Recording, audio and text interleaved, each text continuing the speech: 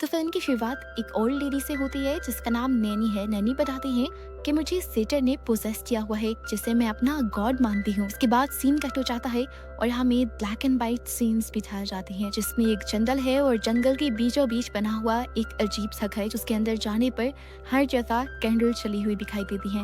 यहीं पर नैनी हमें पोजेस हालत में दिखाई जाती है। एक पिक्चर भी देखने को मिलती है जो नैनी और उसकी बेटी से थी और दूसरे रूम में हमें कोई लेडी व्हाइट गाउन पहने कैंडल्स के बीचों बीच खड़ी नजर आती है। ये व्हाइट गाउन पहनी हुई लड़की अब अपने घर के बाहर जाती है और अपने घर के बाहर पड़ी हुई डेड बॉडी के अंदर केरोसिन ऑयल डालकर आग लगा देती है, जिसके बाद हमने देखा कि उस बॉडी की सोल निकल कर आसमान की तरफ उड़ती जा रही थी और फौरन इसी के बाद हमें एक भयानक चीज दिखाई जाती है। ये डीमन था सेटर। अब सीन्स दोबारा प्रेजेंट में आते हैं और प्रेजेंट में हम एडम को देखते हैं। एडम इस टाइम उसी जंगल में है जिस जंगल का हम ब्लैक एंड व्हाइट सीन देख चुके हैं और एडम रह भी उसी घर में रहा था जिस घर को हमने पिछले ही सीन में देखा है। असल में एडम नैनी का ग्रैंडसन था, इसीलिए वो नैनी के घर पे था।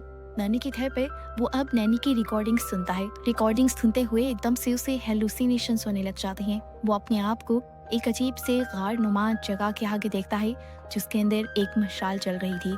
वो अपने इन एलियंस पे खोता जा रहा था कि तभी उसके डॉग के भौंकने पर वो होश में आया। एडम अपने इन हेलुसिनेशंस को अपना वहम समझता है और दोबारा जंगल के अंदर चला जाता है। उसने अपने घर के बाहर एक कैमरा फिक्स किया और घर आ गया जहाँ पर अब हम एडम के अलावा एक और लड़के को भी देख रहे थे। ये लड़का पीट था, एडम का भाई। वो यहाँ एडम की मदद करने के लिए आया था। सीसीटीवी ले जाने के बाद जब इन्होंने चेक किया ये सीसीटीवी कैमरा वर्क नहीं कर रहा था। पीट ने उसे चेक करके बताया कि इस कैमरा की कुछ चीजें खराब हैं जिसे उसे घर से जाकर लानी होंगी। एडम पीट की बात मानते हुए घर चला जाता है, जबकि इसी छोटे से घर के अंदर हम देखते हैं कि पीट अब नैनी से बात कर रहा था। नैनी पीट को बताती है जो उनको भूलने की बीमारी है। उन्हें तो अब ये भी याद नहीं था कि उसके हस्बैंड मरे कब थे। इस टाइम साफ पता चल रहा था कि नैनी अपने ही ग्रैंडसन पीट और एडम को भी पहचान नहीं पाती है। एडम भी जब चिलकर लेकर बाहर निकलता है तो उसे घर के पास एक अजीब प्रोसेस हुई लड़की दिखाई देती है जिसका नाम है ईवी। ईवी भी उसे देख चुकी थी। उसने एडम से पूछा, क्या तुम्हें मुझसे कोई काम है? एडम ने नाम में सर हिलाया और वो लड़की वहाँ से चली गई। सामान लेकर एडम और पीट वापस अपने घर चले जाते हैं। कैमरा ठीक करने के बाद पीट भी चला जाता है और उस कैबिन में सिर्फ एडम रह जाता है जो दोबारा नैनी की रिकॉर्डिंग सुनने में लग गया था। इस बार ही रिकॉर्डिंग सुनते हुए उसका डॉग जोर जोर से भौंकने लगा। एडम को लगा शायद वो बाहर जाना चाहता है। उसने दरवाजा खोल दिया और दूर उसे एक मशाल जलती हुई दिखाई दी जिसे देखकर वो हेलुसिनेशंस में चला गया। उस मर्तबा जो इससे एलियंस आ रहे थे उसमें वो मशाल के करीब जा रहा था, लेकिन मशाल के ज्यादा करीब जाने पर उसका विजन टूट जाता है और वो हकीकत वाली दुनिया में आ जाता है। इस मर्तबा के अपने विजन से वो काफी परेशान हो चुका था, इसीलिए वो अपने कैबिन से बाहर निकलकर वॉक करने लगा। जंगल से आज काफी अजीब लग रहा था। उसे जंगल की पिक्चर ली और फिर घर आकर कंप्यूटर पे उसे देखने लगा। इस पिक्चर में कुछ भी अनयूजुअल नहीं था, फिर भी उसने इस पिक्चर का प्रिंट निकाला। अगली सुबह एडम और पीट दोबारा नैनी के घर जाते हैं। पीट नैनी से बातें करने लगता है, लेकिन आज नैनी पीट को पहचान नहीं रही थी क्योंकि उनको भूलने की बीमारी थी। बातों ही बातों में सेटर की ये लोग बातें करने लग गए और नानी ने इन दोनों को बताया कि मुझे सेटर ने पोजेस किया हुआ है। वो मुझे गाइड करता है, बातें बताता है और वो जो मुझे बातें बताता है उसे मैं एक डायरी में लिख लेती हूँ। एडम आज घर में लगी इन तस्वीरों को देख रहा था जिसके साथ उनकी पुरानी मेमोरीज जुड़ी थी।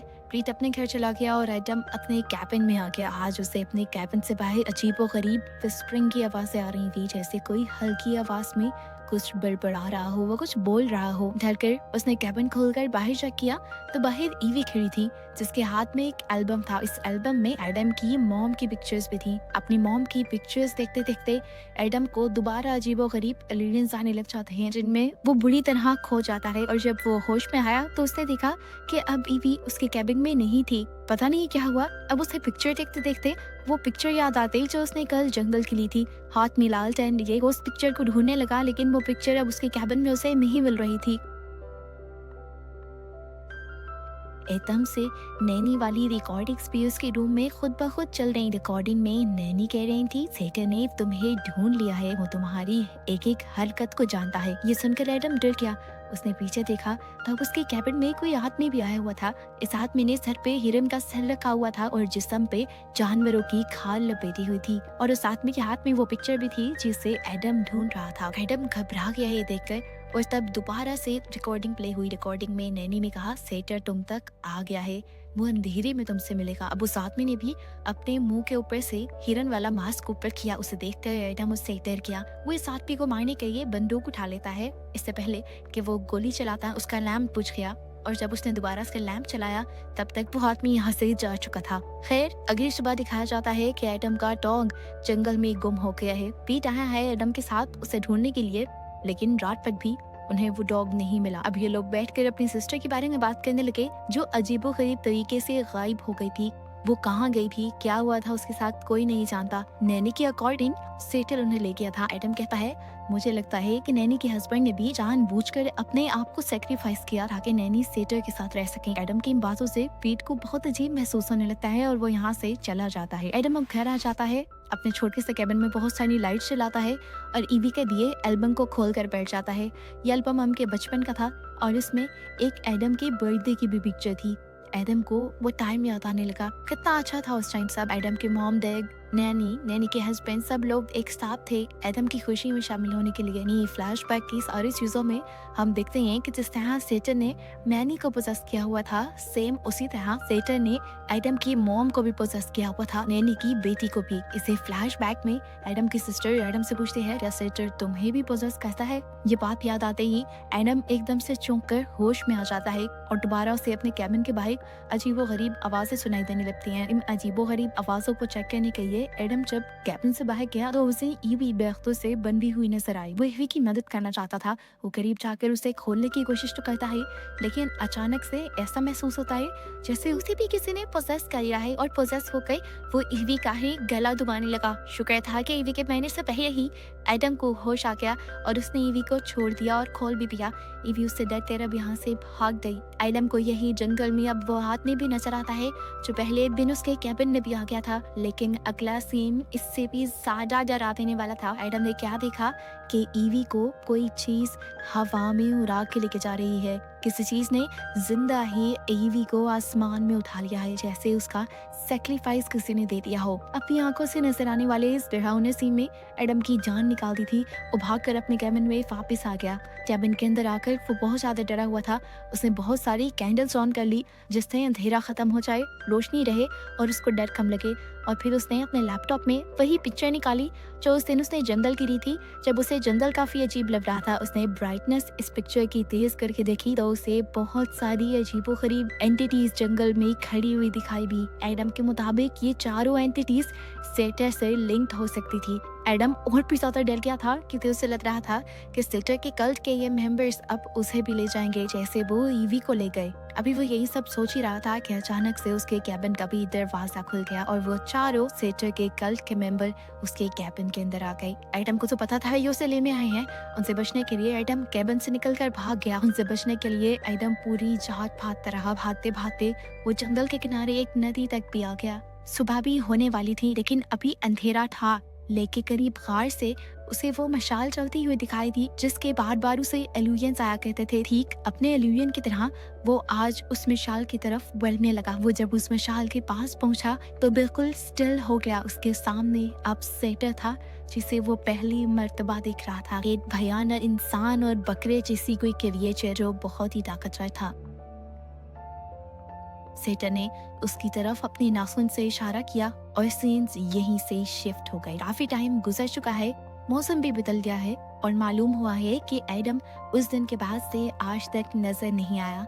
पीट उसके गायब होने का जिम्मेदार अपने आप को मानता है क्योंकि वो अपने भाई एडम का ख्याल नहीं रख पाया। एडम के गायब होने ने उसकी मेंटल हेल्थ को इतना खराब कर दिया था कि उसे मेंटल असाइलम में एडमिट करवाना पड़ा। और यहाँ पर हवी पेई मस्तबा डबोरा यानी इनकी सिस्टर को दिखाया जाता है जिसके बारे में हमें मूवी के स्टार्ट में पता चला था कि वो गायब हो गई। वो पीट से मिलने आई थी जिसके बाद वो नैनी से भी मिलने गई। उसने नैनी की डायरी पढ़ी जिसमें वो सेटर की बताई चीजें लिखा करती थी और साथ ही उसने नैनी से अपनी मॉम के बारे में भी पूछा। नैनी को तो कुछ याद नहीं था इसलिए नैनी ने कुछ नहीं बताया। खैर डबोरा ने नैनी से कहा मैं अब पीट से मिलने के लिए जा रही हूँ, उसकी भी हालत काफी खराब है। अगले सीन में दिखाया गया कि वो पीट के पास ही जहाँ पर पीट बाकी ही बहुत परेशान था, वो एडम के लिए आज भी उतना ही परेशान था जितना पहले दिन। तब डेबोरा ने उसे समझाया कि एडम पोजेस हो चुका था, उसका उस टाइम अकेले रहना ही बेहतर था और अगर वो गायब हो गया है तो क्या पता उसे सेटर ले गया हो और अगर वो वापस आ भी गया तो मुझे लगता है कि अब वो हमें नुकसान पहुंचाएगा। डेबोरा की बातों के बाद भी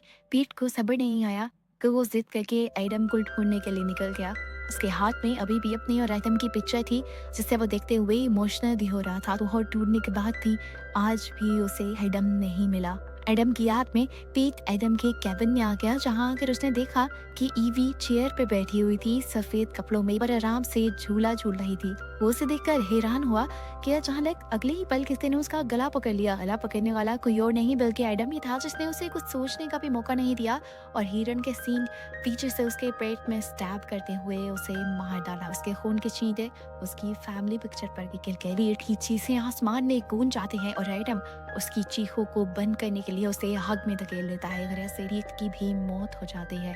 उसके मरते ही हम देखते हैं कि उसकी सोल भी निकलकर पहले लोगों की तरह ही आसमान के अंदर जा रही है, जैसे उसकी सोल भी सेटन ने ही अपने लिए सैक्रिफाइस में ले ली हो। पर कहानी में एक ट्विस्ट यहाँ था है कि यहाँ पर जो हम ईबी और एडम को देख रहे थे, वो दोनों इस टाइम इंसान नहीं थे बल्कि सोल्स थी। वो दोनों अब सेटे के लिए काम करते थे। एक गोल डरावनी हकीकत हमें सेटे की पता चली कि जिस भी इंसान को पोसेस करवा कर वो मरवाता था, फिर उसकी सोल पर भी कब्जा बना लेता था और उन सोल्स को अपने कल्ट का मेंबर बनाकर उनसे अपने लिए काम करवाता था, यानी और इंसानों को उनके जरिए पोसेस करवाकर मरवाता था। और अब क्योंकि सेटल ने ही ईवी और एडम को पोसेस किया था, तो मरने के बाद इन दोनों ने सेटल के लिए अपनी ड्यूटी निभाई। एक को मारा एडम में, जिसके बाद उसकी भी सोल सेटल के कल्ट का हिस्सा बन गई। यहाँ पता चला कि मूवी के शुरू में भी जो सफेद कपड़ों में सोल दिखाई गई थी, वो भी सेटल के लिए ही सैक्रिफाइस थे। इस पूरे जंगल में सेटल का राज था और जो कोई भी पास के इलाके में रहने आता था वो जान से जाता था। खैर, अब हम जिंदा डेबोरा यानी एडम की सिस्टर को देखते हैं,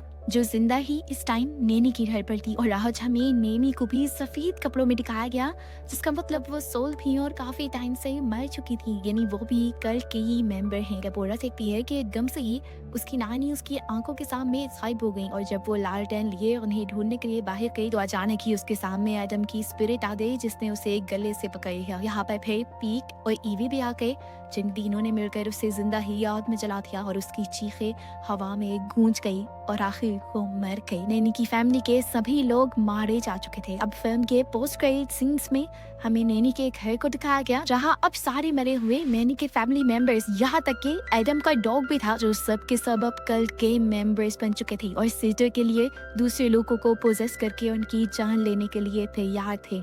ये तो सब जानते हैं कि इनके ऐसा करने से सेटर की पावर्स बढ़ेंगी और बस इन्हीं को दिखाते हुए ये कहानी यहाँ खत्म हो जाती है।